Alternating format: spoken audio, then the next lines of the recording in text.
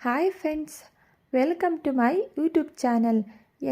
ಇವತ್ತಿನ ವಿಡಿಯೋದಲ್ಲಿ 1 ಕಪ್ ರವೆಯಿಂದ 2 ತಿಂಗಳು ಸ್ಟೋರ್ ಮಾಡ್ಕೋಬೋದಂತಾದ ಸ್ನ್ಯಾಕ್ಸ್ ರೆಸಿಪಿನ ಶೇರ್ ಮಾಡ್ತಾ ಇದ್ದೀನಿ. ಈ ಸ್ನ್ಯಾಕ್ಸ್ ಅಂತೂ ಗರಿಯಾಗಿ ತುಂಬಾ ರುಚಿಯಾಗಿರುತ್ತೆ. ಮಕ್ಕಳು ಮನೆಯಲ್ಲಿ ಸ್ನ್ಯಾಕ್ಸ್ ಕೇಳಿದ ತಕ್ಷಣ ಈ ಸ್ನ್ಯಾಕ್ಸ್ನ ರೆಡಿ ಮಾಡ್ಕೋಬೋದು. ಬನ್ನಿ ಯಾವ ರೀತಿ ಮಾಡೋದು ಅಂತ ನೋಡ್ಕೊಳ್ಳೋಣ. ಮೊದಲು ಗ್ಯಾಸ್ ಸ್ಟವ್ನ ಆನ್ ಮಾಡಿ ಒಂದು ಪಾತ್ರನ ಇಟ್ಕೊಂಡಿದ್ದೀನಿ. ಪಾತ್ರೆಗೆ ನಾನಿಲ್ಲಿ 1 ಕಪ್ಪಿನಿಂದ ಅಳತೆ ಮಾಡಿಕೊಂಡು 1.5 ಕಪ್ ಆಗೋಷ್ಟು ನೀರನ್ನು ಸೇರಿಸ್ಕೊಳ್ತಾ ಇದ್ದೀನಿ. ನಂತರ ಇದಕ್ಕೆ 2 ಟೀ ಸ್ಪೂನಷ್ಟು ಎಣ್ಣೆ, ರುಚಿಗೆ ತಕ್ಕಷ್ಟು ಉಪ್ಪು, ಇಷ್ಟು ಪದಾರ್ಥಗಳನ್ನು ಸೇರಿಸಿ ಚೆನ್ನಾಗಿ ನೀರನ್ನು ಕುದಿಲಿಕ್ಕೆ ಬಿಡ್ತಾ ಇದ್ದೀನಿ. ನೀರು ಚೆನ್ನಾಗಿ ಕುದಿ ಬಂದಿದ ನಂತರ ಗ್ಯಾಸ್ ಸ್ಟವ್ನ ಆಫ್ ಮಾಡಿಕೊಂಡು ನಂತರ ನಾನಿಲ್ಲಿ 1 ಕಪ್ ಆಗುವಷ್ಟು ಚಿರೋಟಿ ರವೆನ ಸೇರಿಸ್ಕೊಳ್ತಾ ಇದ್ದೀನಿ. ನೆನಪಿಡಿ, ಗ್ಯಾಸ್ ಸ್ಟವ್ನ ಆಫ್ ಮಾಡಿಕೊಂಡು ರವೆನ ಮಿಕ್ಸ್ ಮಾಡ್ಕೋಬೇಕು. ರವೆನ ಸೇರಿಸಿದ ನಂತರ ನೀರು ಜೊತೆ ಚೆನ್ನಾಗಿ ಹೊಂದ್ಕೊಳ್ಳೋ ರೀತಿ ಇದನ್ನು ಮಿಕ್ಸ್ ಮಾಡ್ಕೊಳ್ಳೋಣ. ನೀವಿಲ್ಲಿ ಚಿರೋಟಿ ರವೆ ಬದಲಾಗಿ ಉಪ್ಪಿಟ್ಟು ಮಾಡುವಂತಹ ಮೀಡಿಯಮ್ ರವೆನೂ ಕೂಡ ಮಿಕ್ಸರ್ ಜಾರ್ನಲ್ಲಿ ಸ್ವಲ್ಪ ಗ್ರೈಂಡ್ ಮಾಡಿ ತಗೋಬೋದು. ನೋಡಿ, ಚೆನ್ನಾಗಿ ನೀರು ಜೊತೆ ಹೊಂದ್ಕೊಳ್ಳೋ ರೀತಿ ಇದನ್ನು ಮಿಕ್ಸ್ ಮಾಡಿಕೊಂಡು ಒಂದು ಲಿಡ್ಡನ್ನು ಕ್ಲೋಸ್ ಮಾಡಿ ಇದನ್ನು 5 ನಿಮಿಷ ಇದನ್ನು ಮುಚ್ಚಿಡೋಣ. ಈ ರೀತಿ ಮುಚ್ಚಿಡೋದ್ರಿಂದ ರವೆ ಸಾಫ್ಟಾಗಿ ಅರಳುತ್ತೆ. ನೆಕ್ಸ್ಟ್ ನಾನಿಲ್ಲಿ ಇನ್ನೊಂದು ಪ್ಯಾನ್ ಇಟ್ಕೊಂಡಿದ್ದೀನಿ.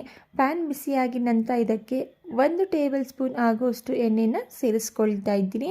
ಎಣ್ಣೆ ಬಿಸಿಯಾಗಿದ ನಂತರ ನಾನಿಲ್ಲಿ ಒಂದು 10 ಪೀಸಸ್ ಆಗುವಷ್ಟು ಗೋಡಂಬಿ, ಹಾಗೆ ಮಧ್ಯಕ್ಕೆ ಸೀಲಿಟ್ಕೊಂಡಿರುವಂತಹ ಒಂದು 7ರಿಂದ 8 ಪೀಸಸ್ ಆಗುವಷ್ಟು ಬಾದಾಮಿನ ಸೇರಿಸ್ಕೊಂಡು ಗೋಡಂಬಿ ಹಾಗೂ ಬಾದಾಮಿ ಕಲರ್ ಚೇಂಜ್ ಆಗಿ ಕ್ರಿಸ್ಪಿ ಆಗೋವರೆಗೂ ಇದನ್ನು ಲೋ ಫ್ಲೇಮಲ್ಲಿಯೇ ಫ್ರೈ ಮಾಡ್ಕೊಳ್ತಾ ಇದ್ದೀನಿ. ನಿಮಗೆ ಯಾವ ಡ್ರೈ ಫ್ರೂಟ್ಸ್ ಇಷ್ಟ ಆ ಡ್ರೈ ಫ್ರೂಟ್ಸ್ನ ನೀವಿಲ್ಲಿ ಸೇರಿಸ್ಕೋಬೋದು. ನಾನಿಲ್ಲಿ ಗೋಡಂಬಿ ಹಾಗೂ ಬಾದಾಮಿನ ಸೇರಿಸ್ಕೊಂಡಿದ್ದೀನಿ. ಗೋಡಂಬಿ ಹಾಗೂ ಬಾದಾಮಿ ನೋಡಿ ಈ ರೀತಿ ಕಲರ್ ಚೇಂಜ್ ಆಗಿ ಗರಿಯಾಗಿದ ನಂತರ ಒಂದು ಬೌಲ್ಗೆ ತೆಗೆದಿಟ್ಕೊಂಡು ನಂತರ ನಾನು ಅದೇ ಎಣ್ಣೆಗೆ 2 ಟೇಬಲ್ ಸ್ಪೂನ್ ಆಗುವಷ್ಟು ಕಡಲೆಬೀಜನ ಸೇರಿಸಿ ಕಡಲೆಬೀಜ ಕ್ರಿಸ್ಪಿ ಆಗೋವರೆಗೂ ಇದನ್ನು ಸಹ ಲೋ ಫ್ಲೇಮಲ್ಲಿಟ್ಟು ಫ್ರೈ ಮಾಡ್ಕೊಳ್ತಾ ಇದ್ದೀನಿ. ಕಡಲೆಬೀಜನ ನೀವಿಲ್ಲಿ ನಿಮ್ಮ ಅನುಕೂಲಕ್ಕೆ ತಕ್ಕಂತೆ ಹೆಚ್ಚು ಕಮ್ಮಿ ಮಾಡ್ಕೋಬೋದು. ನೋಡಿ, ಕಡಲೆಬೀಜ ಕೂಡ ಈಗ ಕ್ರಿಸ್ಪಿ ಆಗಿದೆ.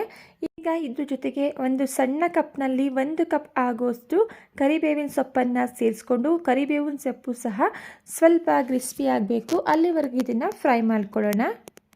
ಈಗ ಕ್ರಿಸ್ಪಿ ಆಗಿರುವಂತಹ ಕರಿಬೇವಿನ ಸೊಪ್ಪು ಹಾಗೂ ಕಡಲೆಬೀಜನ ನಾನಿಲ್ಲಿ ಒಂದು ಪ್ಲೇಟ್ಗೆ ಟ್ರಾನ್ಸ್ಫರ್ ಮಾಡಿಟ್ಕೊಳ್ತಾ ಇದ್ದೀನಿ. ಈಗ ನಾವಿಲ್ಲಿ ಮುಚ್ಚಿಟ್ಟಿರುವಂತಹ ರವಾ ಹಿಟ್ಟನ್ನು ನೋಡೋಣ. ರವೆ ಕೂಡ ಚೆನ್ನಾಗಿ ಉಬ್ಬಿ ಬಂದಿದೆ. ಈಗ ಇದನ್ನು ಒಂದು ಮಿಕ್ಸಿಂಗ್ ಬೌಲ್ಗೆ ಟ್ರಾನ್ಸ್ಫರ್ ಮಾಡಿಕೊಳ್ತಾ ಇದ್ದೀನಿ. ಇದ್ರ ಜೊತೆಗೆ ನಾನಿಲ್ಲಿ ಸಾಫ್ಟಾಗಿ ಬೇಯಿಸಿ ತುರಿದಿಟ್ಕೊಂಡಿರುವಂತಹ 2 ಆಲೂಗೆಡ್ಡೆನ ಸೇರಿಸ್ಕೊಳ್ತಾ ಇದ್ದೀನಿ. ಆಲೂಗೆಡ್ಡೆನ ಚೆನ್ನಾಗಿ ಬೇಯಿಸಿ ನೀವಿಲ್ಲಿ ನೈಸಾಗಿ ಮ್ಯಾಶ್ ಮಾಡಿ ಸಹ ಸೇರಿಸ್ಕೋಬೋದು. ನೋಡಿ, ಆಲೂಗೆಡ್ಡೆ ಹಾಗೂ ರವೆ ಹಿಟ್ಟು ಚೆನ್ನಾಗಿ ಹೊಂದ್ಕೊಳ್ಳೋ ರೀತಿ ಇದನ್ನು ಮಿಕ್ಸ್ ಮಾಡಿಕೊಂಡು ಚಪಾತಿ ಹಿಟ್ಟಿನ ರೀತಿ ಸಾಫ್ಟಾಗಿ ಇದನ್ನು ಕಲಿಸ್ಕೋಬೇಕಾಗುತ್ತೆ. ನೋಡಿ, ಇಷ್ಟು ಸಾಫ್ಟಾಗಿ ಇದನ್ನು ಮಿಕ್ಸ್ ಮಾಡ್ಕೋಬೇಕಾಗುತ್ತೆ. ಈಗ ನಾನಿಲ್ಲಿ ಸ್ನ್ಯಾಕ್ಸ್ ರೆಸಿಪಿನ ಮಾಡಲಿಕ್ಕೆ ನೋಡಿ ಈ ರೀತಿ ಬರುವಂತಹ ಚಕ್ಲಿ ಪ್ಲೇಟ್ನ ತಗೊಂಡಿದ್ದೀನಿ. ಈಗ ಇದನ್ನು ನಾನಿಲ್ಲಿ ಚಕ್ಲಿ ಮಿಷಿನ್ಗೆ ಇನ್ಸರ್ಟ್ ಮಾಡ್ಕೊಳ್ತಾ ಇದ್ದೀನಿ. ನಂತರ ಚಕ್ಲಿ ಮಿಷಿನ್ಗೆ ಸ್ವಲ್ಪ ಎಣ್ಣೆನ ಅಪ್ಲೈ ಮಾಡಿಕೊಂಡು ನಾವಿಲ್ಲಿ ರೆಡಿ ಮಾಡಿ ಇಟ್ಕೊಂಡಿರುವಂತಹ ಹಿಟ್ಟನ್ನು ಚಕ್ಲಿ ಮಿಷಿನ್ಗೆ ಸೇರಿಸ್ಕೊಂಡು ಎಣ್ಣೆಗೆ ಸೇರಿಸಿ ಗರಿಯಾಗೋವರೆಗೂ ಫ್ರೈ ಮಾಡ್ಕೋಬೇಕಾಗುತ್ತೆ. ತುಂಬಾ ಈಸಿಯೆಸ್ಟ್ ಆಗಿರುವಂತಹ ಸ್ನ್ಯಾಕ್ಸ್ ರೆಸಿಪಿ ಇದು.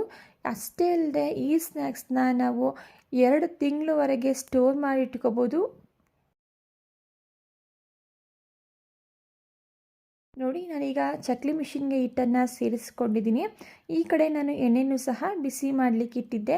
ಎಣ್ಣೆ ಕೂಡ ಈಗ ಬಿಸಿಯಾಗಿದೆ. ಎಣ್ಣೆನ ಮೀಡಿಯಮ್ ಹೀಟಲ್ಲಿ ಬಿಸಿ ಮಾಡಿಕೊಂಡ್ರೆ ಸಾಕು, ಜಾಸ್ತಿ ಬಿಸಿ ಮಾಡ್ಕೊಳ್ಳೋ ಅವಶ್ಯಕತೆ ಇಲ್ಲ. ಆಗಿರುವಂತಹ ಹಿಟ್ಟನ್ನು ನಾನಿಲ್ಲಿ ಎಣ್ಣೆಗೆ ಸೇರಿಸ್ಕೊಳ್ತಾ ಇದ್ದೀನಿ. ನೀವಿಲ್ಲಿ ನೋಡ್ತಾ ಇರ್ಬೋದು ಯಾವ ರೀತಿ ಅಂತ ಹೇಳಿ.